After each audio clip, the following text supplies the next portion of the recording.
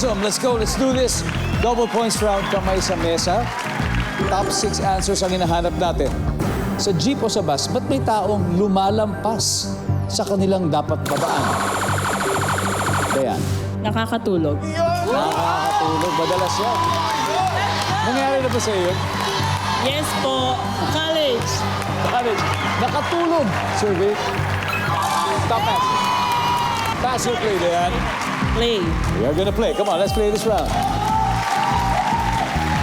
Leonard, sa jeep o sa bus, ba't may taong lumalampas at kanilang dapat babaan? Busy mag-cellphone. Cellphone o cellphone? Di tuloy nakakita. Survey natin ba yan? Jaja, sa jeep o sa bus, may taong lalampas dun sa dapat yung babaan. Ba't kaya? Hindi narinig ng driver yung para. Hindi narinig yung para. Diba? Pwede yan, no? Nandiyan ba yan? Aha. Axel, sa jeep o sa bus, ba't may taong lumampas sa kanilang dapat babaan? Hindi alam yung pupuntahan. Hindi rin niya alam, no? Pwede. Hindi kasi alam daw. Survey, nandiyan ba yan? Boom. Dayan, sa jeep o sa bus, ba't may taong lumalampas sa dapat babaan? Nalito sa daan. Sa mismo nalito sa daan. Survey? Wala. Leonard, sa jeep o sa bus, ba't may taong lumalampas sa dapat babaan? Ayaw magbayad. 1, 2, 3. So, diniretso na ng driver, no? Bahala ka, saka malayo ka bumaba. Sabi, hindi nagbayad. Oh, Karate Kids, huddle na kayo. Jaja, sa jeep o sa bus, ba't may taong lumalampas sa dapat babaan? Nakikipagchismisan. Iyon kasi, isap na isap. Survey nandiyan ba yan? May isa pa pala, Axel.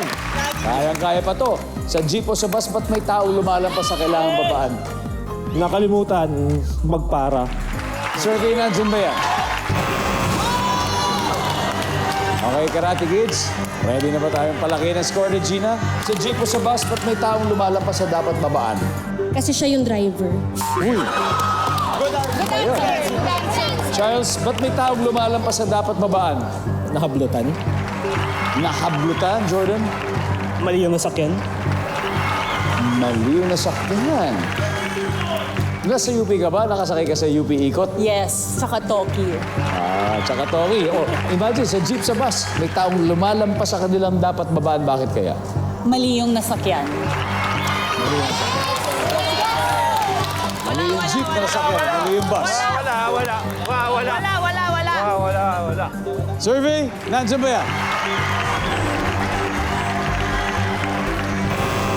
Wala.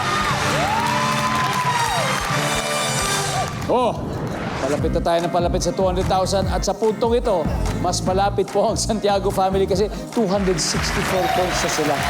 Pero ang Karate Kids naman ay meron pa rin 68 points.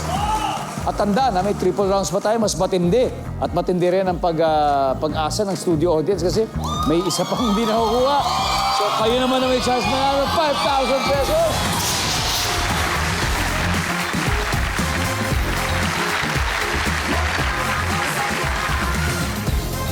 Hello, what's up? Hello, sir. What's your name? Jasmine po. Hi, Jasmine. Tiga saan ka, Jasmine? Taga Caloocan po ako, pero mga kasama ko po taga QC po, from Metro Manila College. Jasmine, okay. Here we go, Jasmine. So sa jeep, sa bus, ba't kaya may taong lumalampas sa dapat babaan? Isa na lang hinahanap natin. Nakatulala siya, hindi niya alam na yun na yung babawaan niya. Nakatulala. Yes, sir. Dahil sa pagod ba yun o minsan dahil sa pag-ibig din? Pagod sa pagod. Sa pagod ba? O sabi ni Jamie, dahil natutulala.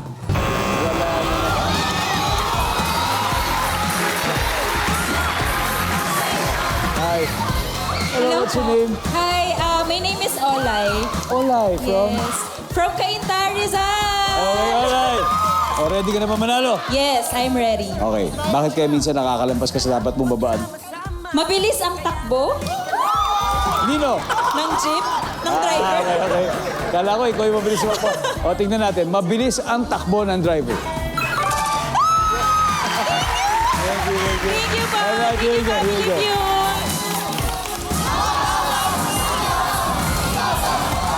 Yay! Thank you, Tito. Thank you po. Thank you so much. Congrats. Sino kaya sa Santiago Family at Karate Kids ang sasakses sa Final Face-Off? Well, susunod na yan dito lang sa Family Feud.